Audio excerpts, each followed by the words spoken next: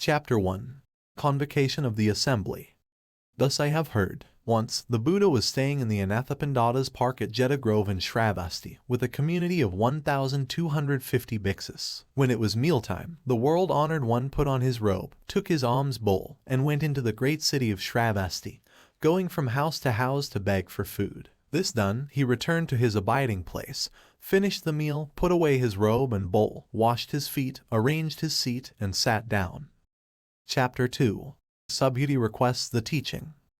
Then, the elder Subhuti in the assembly arose from his seat, bared his right shoulder, knelt on his right knee with his palms joined, and respectfully addressed the Buddha. How remarkable, world-honored one, that the Tathagata is ever mindful of bodhisattvas, protecting and instructing them well. World-honored one, when good men and good women resolve to attain unsurpassed complete enlightenment, how should they abide their mind? And how should they subdue their thoughts? The Buddha said, Excellent, excellent, Subhuti, it is as you have said. The Tathagata is ever mindful of bodhisattvas, protecting and instructing them well. Now listen attentively, and I shall explain it for you. Good men and good women who resolve to attain unsurpassed complete enlightenment should thus abide and subdue their thoughts. The Venerable Subhuti said, Yes, world-honored one. We are listening with great anticipation. Chapter 3. The Bodhisattva Vow. The Buddha said to Subhuti, the bodhisattvas and mahasattvas should thus subdue their thoughts. All the different types of sentient beings, whether they are born from eggs, from wombs, from moisture, or by transformation, whether or not they have form, whether they have thoughts or no thoughts, or have neither thought nor non-thought, I will liberate them by leading them to nirvana without residue. When immeasurable, countless, infinite numbers of sentient beings have been liberated, in reality, no sentient beings have been liberated. Why is this so? Subhuti, if bodhisattvas abide in the notions of a self, a person, a sentient being, or a lifespan, they are not bodhisattvas. Chapter 4. Unattached Practice of Charity. Furthermore, Subhuti, in the practice of charity, bodhisattvas should abide in nothing whatsoever. That is, to practice charity without attachment to form, sound, smell, taste, touch, or dharmas. Subhuti, bodhisattvas should practice charity this way, without attachment to anything. Why? If bodhisattvas practice charity without attachment, their merits are immeasurable. Subhuti, what do you think? Is the space in the eastern direction measurable? No, world-honored one, it is immeasurable. Subhuti, is any of the space above or below, in the four cardinal directions, or in the four intermediate directions measurable? They are immeasurable, world-honored one. Subhuti, the merits attained by bodhisattvas who practice charity without attachment are also immeasurable like space. Subhuti, bodhisattvas should abide in this teaching. Chapter 5. Physical Attributes of Buddhahood. Subhuti, what do you think? Can one recognize the Tathagata by means of his physical appearance? No, world-honored one cannot recognize the Tathagata by his physical appearance. Why not? The Tathagata teaches that physical appearances are actually not physical appearances. The Buddha said to Subhuti, all appearances are illusory. To see that appearances are not appearances is to see the Tathagata. Chapter 6. The Merit of True Faith. Subhuti addressed the Buddha, world-honored one. Will there be any sentient beings who give rise to true faith upon hearing this teaching? The Buddha said to Subhuti, do not even say such a thing. After my passing, in the last 500 years, there will be those who observe the precepts and cultivate merit, who have faith that these are words of truth. You should know that these people have not merely cultivated the roots of virtue with one Buddha, 2 Buddhas, 3, 4, or 5 Buddhas. They have cultivated all kinds of virtuous roots with hundreds of thousands, even countless numbers of Buddhas. Upon hearing these passages, Subhuti, some will, in an instant, give rise to pure faith. The Tathagata fully knows and fully sees these beings as they attain such countless merits. Why? It is because these sentient beings are free from the notions of a self, a person, a sentient being, or a lifespan. They are also free from the notions of dharmas or non-dharmas. Why? If the minds of these sentient beings cherish these notions, then they will cling to a self, a person, a sentient being, and a lifespan. If they cherish the notion of dharmas, they will cling to a self, a person, a sentient being, and a lifespan. Why? If they cherish the notion of non-dharmas, they will cling to a self, a person, a sentient being, and a lifespan. Therefore one should not cherish dharmas or non-dharmas. For this reason, the Tathagata often teaches, Bhiksus, know that my dharma is like a raft. If even the correct teachings should be abandoned, how much more so the incorrect teachings? Chapter 7. No attainment, no teaching.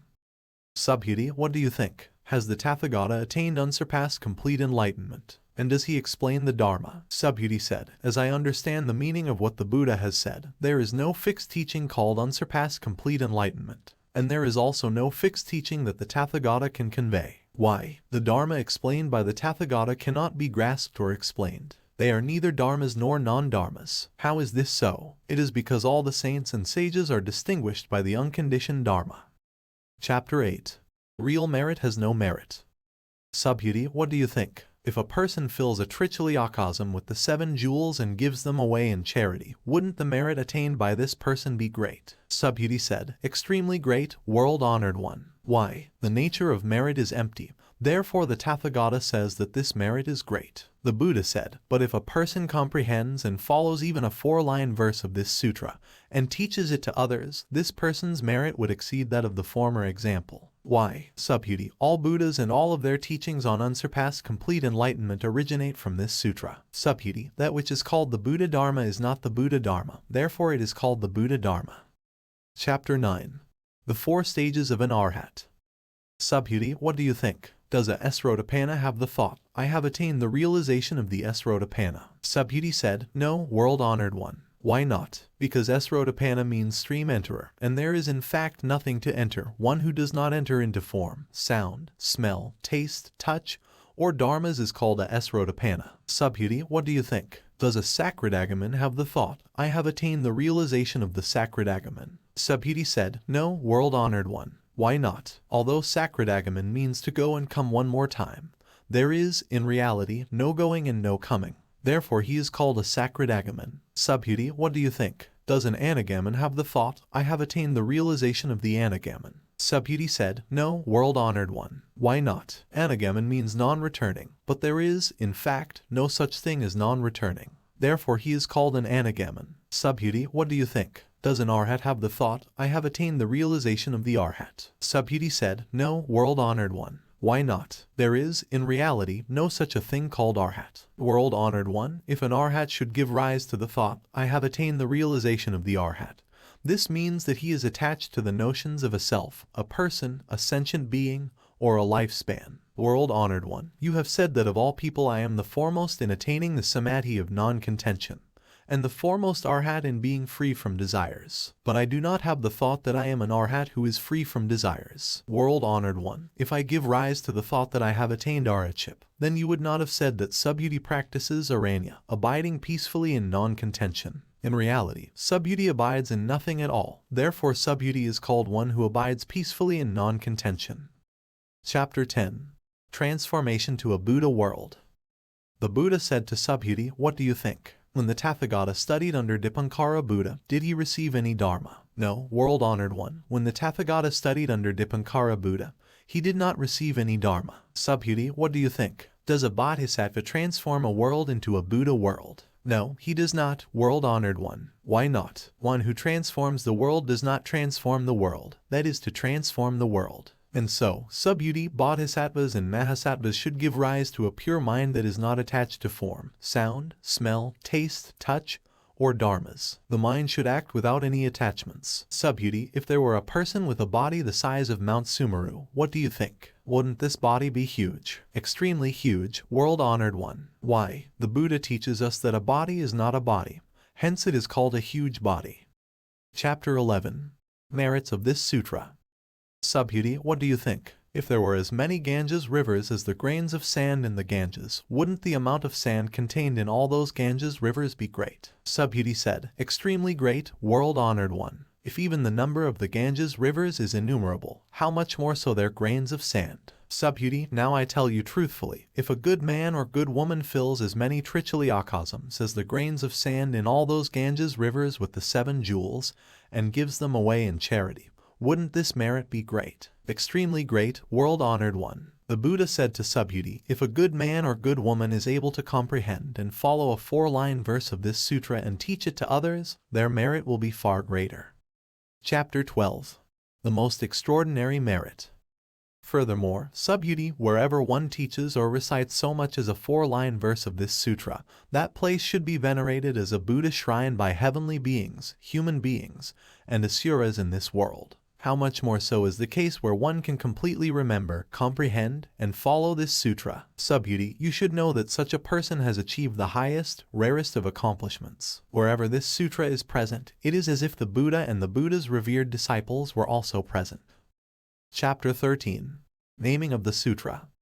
Then Subhuti addressed the Buddha, world-honored one. What should we call this sutra, and how should we uphold it? The Buddha said to Subhuti, this sutra is called the Diamond of Perfect Wisdom. You should revere this title and practice the sutra accordingly. Why? Subhuti, the Buddha teaches that Prajnaparamita is not Prajnaparamita. Therefore it is called Prajnaparamita. Subhuti, what do you think? Does the Tathagata have any dharma to teach? Subhuti said to the Buddha, world-honored one, the Tathagata has nothing to teach. Subhuti, what do you think? Are all the tiny particles contained in this Trichiliakasam great in number? Subhuti said, extremely great, world-honored one. Subhuti, the Tathagata teaches that tiny particles are not tiny particles. Therefore they are called tiny particles. The Tathagata teaches that worlds are not worlds. Therefore they are called worlds. Subhuti, what do you think? Can the Tathagata be recognized by means of his 32 physical attributes? No, he cannot, world-honored one. One cannot recognize the Tathagata by means of his 32 physical attributes. Why not? Because the Tathagata teaches that the 32 physical attributes are in fact not real attributes. Therefore they are called the 32 physical attributes. Subhuti, if a good man or good woman dedicates lifetimes as numerous as the grains of sand in the Ganges River to charitable acts, and another comprehends and follows even a 4-line verse of this sutra and taught it to others, the merits gained by the latter would far exceed that of the former. Chapter 14. A Mind Without Attachments. Upon hearing this sermon, Subhuti was moved to tears, having deeply understood its meaning and significance. He said to the Buddha, how remarkable, world-honored one! You have taught us such a profound sutra. Even though I have long attained the wisdom I have never heard such a teaching before. World-honored one, if someone who hears this sutra gives rise to pure faith, and thus perceives the true nature of reality, we should know that this person has achieved the most extraordinary virtue. World-honored one, the true nature of reality is empty. This is what the Tathagata calls the true nature of reality. World-honored one, having just heard this sutra, I have no difficulty in believing, comprehending, and following it. But in the ages to come, in the last 500 years, if there are sentient beings who hear this sutra, believe, comprehend, and follow it, they will be most remarkable beings. Why? These beings do not abide in the notions of a self, a person, a sentient being, or a lifespan. Why? Because a self is not a self. The appearances of a person, a sentient being, and a lifespan are likewise illusory. Why? Those who relinquish all appearances and notions are called Buddhas. The Buddha said to Subhuti, so it is, so it is. You should know that if someone who hears the teaching of this sutra is neither shocked, frightened, nor disturbed, this person is extremely rare. And why? Subhuti, the Tathagata says that the foremost paramita is not the foremost paramita. Therefore it is called the foremost paramita. Subhuti, the Tathagata teaches that tolerance paramita is not tolerance paramita. Therefore it is called tolerance paramita. Why? Subhuti, in a former lifetime my body was mutilated by King Kalinga. At that time, I had no notions of a self, a person, a sentient being, or a lifespan. Why not? If I had held to the notions of a self, a person, a sentient being, or a lifespan, when my body was dismembered limb after limb, I would have given rise to feelings of resentment and hatred. Subhuti, I also recall that for 500 lifetimes I was a rishi of tolerance. At that time, I was also free from the notions of a self, a person, a sentient being, or a lifespan. Therefore, Subhuti, bodhisattvas should relinquish all appearances and notions in their resolve to attain unsurpassed complete enlightenment. They should not give rise to any thought attached to form, sound, smell, taste, touch, or dharma. They should give rise to a mind without any attachments. Any attachment of the mind is errant. Therefore the Buddha says that a bodhisattva should practice charity with a mind unattached to form. Subhuti, to benefit all sentient beings, a bodhisattva should practice charity in this way. The Tathagata teaches that all appearances and notions are not appearances and notions, and that all sentient beings are not sentient beings. Subhuti, what the Tathagata speaks is true, real, and as it is. His words are neither deceptive nor contradictory. Subhuti, the truth that the Tathagata has attained is neither real nor unreal. Subhuti, if a bodhisattva practices charity with attachments, he is like a person in the dark who cannot see anything. If a bodhisattva practices charity without any attachments, He is like a person under the bright sun with eyes open, seeing all things clearly. Subhuti, if in a future time there are good men and women who are able to recite, remember, comprehend, and follow this sutra, the Tathagata, with his Buddha wisdom, will clearly perceive and recognize each one of them as they all achieve immeasurable and infinite virtues. Chapter 15. The Sutra is a Supreme Vehicle. Subhuti, if a good man or good woman renounces their life for charity in the morning as many times as there are grains of sand in the Ganges, and does likewise at noon and in the evening, continuing thus for immeasurable hundreds of thousands of millions of kalpas, and if someone else hears this teaching and gives rise to unwavering faith, the merit of the latter would far exceed that of the former. How much more the merit of those who transcribe, recite, remember, follow, and explain this sutra to others. In summary, Subhuti, this sutra carries inconceivable, immeasurable, limitless virtue, and the Tathagata teaches it for the benefit of the aspirants of the Great Vehicle and the aspirants of the Supreme Vehicle. The Tathagata will know and see those who are able to recite, remember, follow, and widely teach this sutra to others, as achieving innumerable, immeasurable, limitless, and inconceivable virtues. They carry on the work of the Tathagata in bringing beings to unsurpassed complete enlightenment. Why? Subhuti, those who are content with inferior teachings are attached to the views of a self, a person, a sentient being,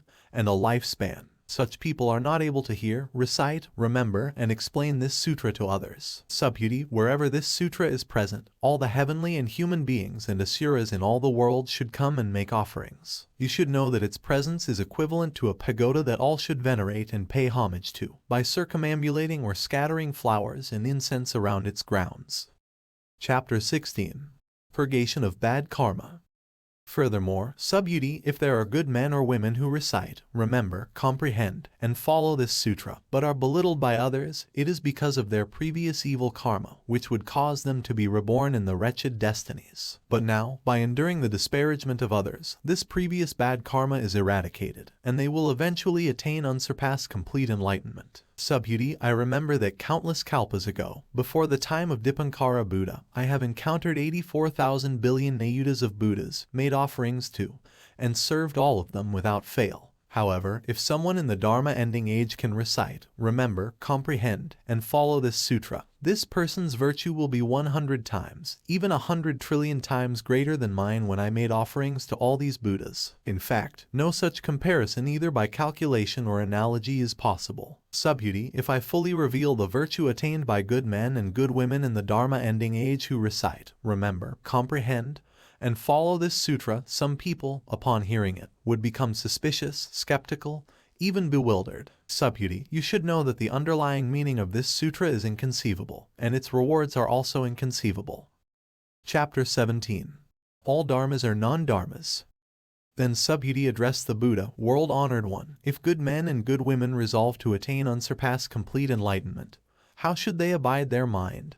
And how should they subdue their thoughts? The Buddha said to Subhuti, good men and good women who resolve to attain unsurpassed complete enlightenment should think like this: I will liberate all sentient beings by bringing them to nirvana. Yet when all sentient beings have been liberated, not a single sentient being has actually attained nirvana. Why not? Subhuti, if bodhisattvas abide in the notions of a self, a person, a sentient being, or a lifespan, they are not bodhisattvas. Why? Subhuti, there is actually no resolve for the attainment of unsurpassed complete enlightenment. Subhuti, what do you think? When the Tathagata met Dipankara Buddha, did he obtain anything in order to realize unsurpassed complete enlightenment? No, world-honored one. As I understand the meaning of your teaching, when you met Dipankara Buddha, there was nothing to obtain for the realization of unsurpassed complete enlightenment. The Buddha said, so it is, Subhuti, so it is. There is indeed nothing that can produce the unsurpassed complete enlightenment of the Tathagata. Subhuti, if there were something that could produce the unsurpassed complete enlightenment of the Tathagata, Dipankara Buddha would not have foretold,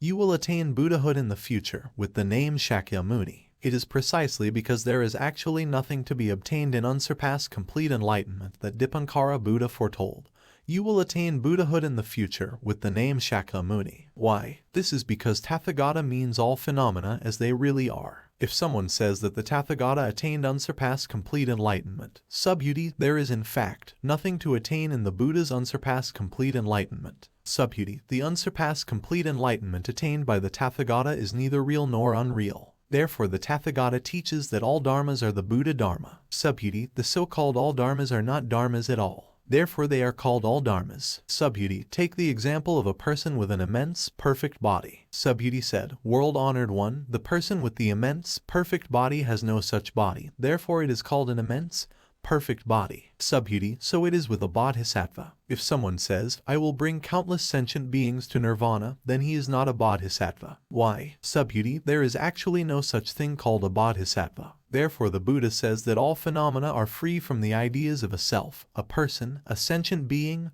or a lifespan. Subhuti, if a bodhisattva says I will transform the world into a Buddha world, then he is not a bodhisattva. Why? The Tathagata teaches that one who transforms the world is not the one who transforms the world. That is to transform the world. Subhuti, if a bodhisattva realizes the dharma of non-self, the Tathagata says this is a real bodhisattva. Chapter 18. All thoughts are intangible. Subhuti, what do you think? Does the Tathagata have the physical eye? Yes, world-honored one. The Tathagata has the physical eye. Subhuti, what do you think? Does the Tathagata have the divine eye? Yes, world-honored one. The Tathagata has the divine eye. Subhuti, what do you think? Does the Tathagata have the wisdom eye? Yes, world-honored one. The Tathagata has the wisdom eye. Subhuti, what do you think? Does the Tathagata have the dharma eye? Yes, world-honored one. The Tathagata has the dharma eye. Subhuti, what do you think? Does the Tathagata have the Buddha eye? Yes, world-honored one. The Tathagata has the Buddha eye. Subhuti, what do you think? Does the Buddha consider all the sand in the Ganges river as sand? Yes, world-honored one. The Tathagata calls it sand. Subhuti, what do you think? If there were as many Ganges rivers as there are grains of sand in the Ganges river, and there were a Buddha world for each grain of sand of all those rivers, would the number of those Buddha worlds be great? Great indeed, world-honored one. The Buddha said to Subhuti, the Tathagata is fully aware of the thoughts of each sentient being dwelling in all these Buddha worlds. How is it so? The Tathagata says all these thoughts are not thoughts. Therefore they are called thoughts. Why? Subhuti, because past thoughts are intangible, present thoughts are intangible, and future thoughts are intangible. Chapter 19. No merit is great merit. Subhuti, what do you think? If a person fills all the worlds of the Trichiliakasam with the 7 jewels and gives them all away in charity, wouldn't this person's merit be great? Yes, world-honored one. This person's merit from such an act would be extremely great. Subhuti, if this merit were real, the Tathagata would not say that there is great merit. It is because this merit is non-existent that the Tathagata says that the merit is great. Chapter 20. Transcending physical attributes.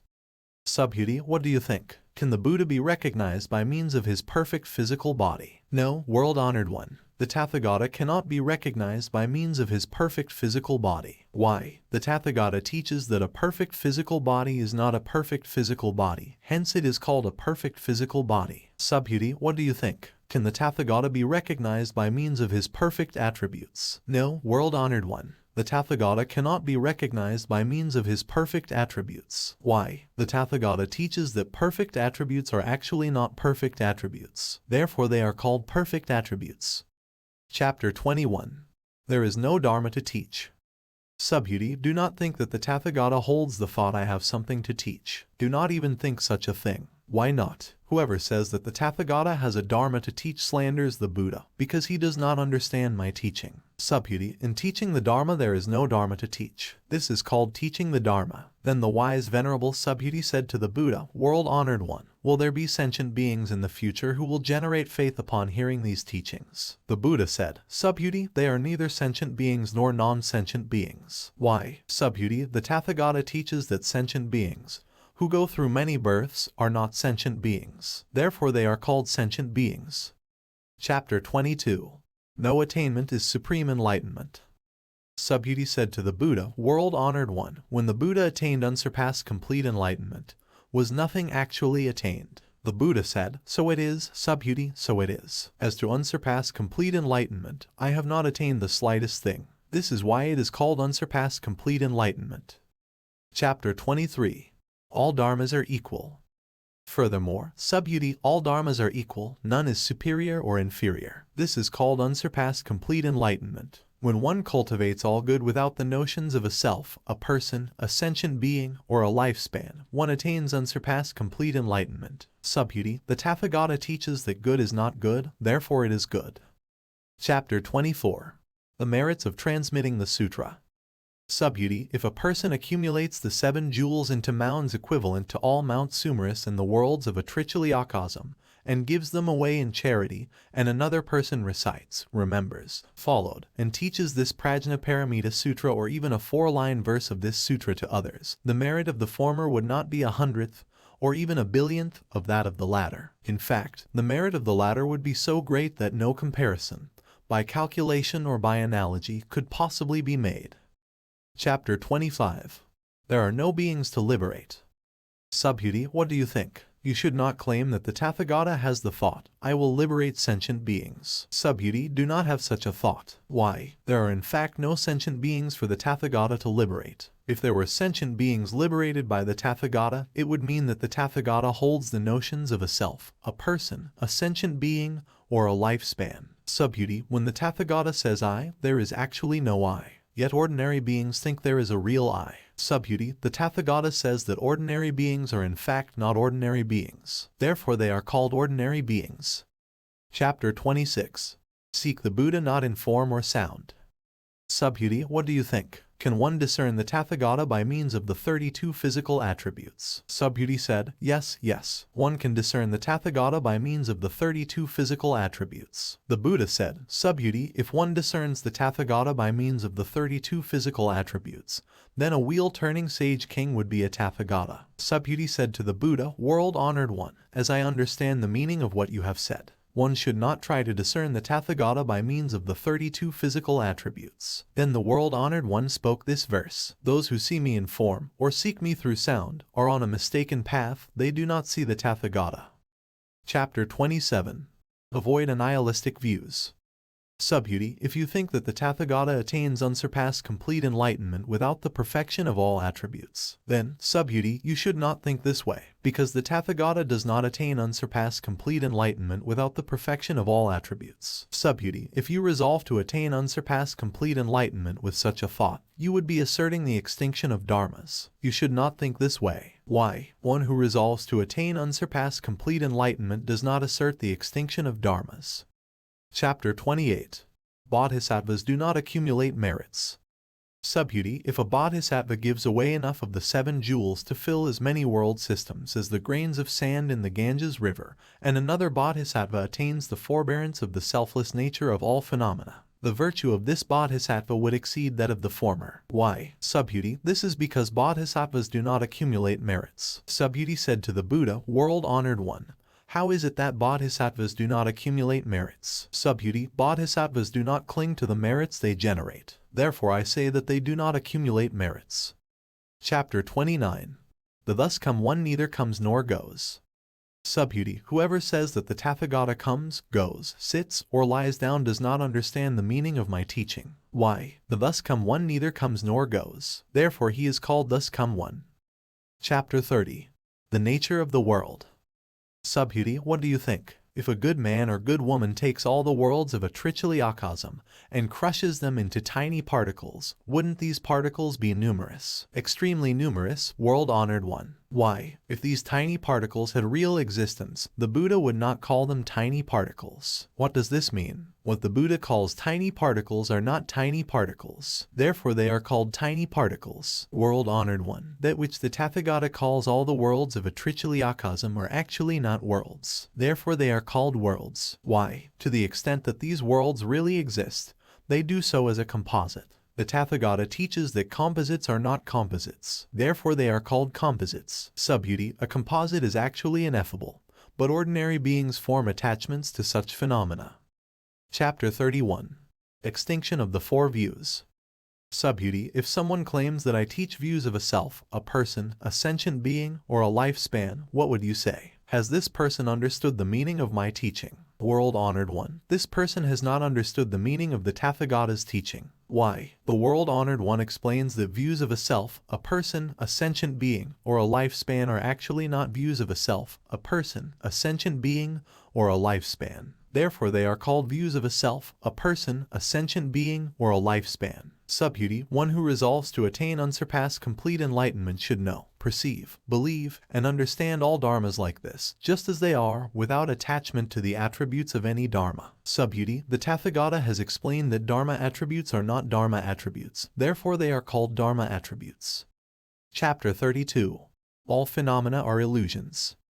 Subhuti, if a person amasses enough of the 7 jewels to fill countless worlds and gives them away in charity, and if a good man or good woman with the bodhisattva resolve takes as few as a 4-line verse of this sutra, recites, remembers, follows, and expounds it to others, the latter's merit would far exceed that of the former. How should one teach it to others? Without attachment, abiding in stillness and suchness. Why? All conditioned phenomena are like a dream, an illusion, a bubble, a shadow, like dew or a flash of lightning. Thus we shall perceive them. With this the Buddha concluded the sutra. The elder Subhuti, other bhiksus, bhiksunis, upasakas, upasikas, heavenly and human beings, asuras, and other beings of the world, having heard the Buddha, were all filled with immense joy. They accepted and followed the teaching faithfully. This is the end of the Diamond of Perfect Wisdom Sutra.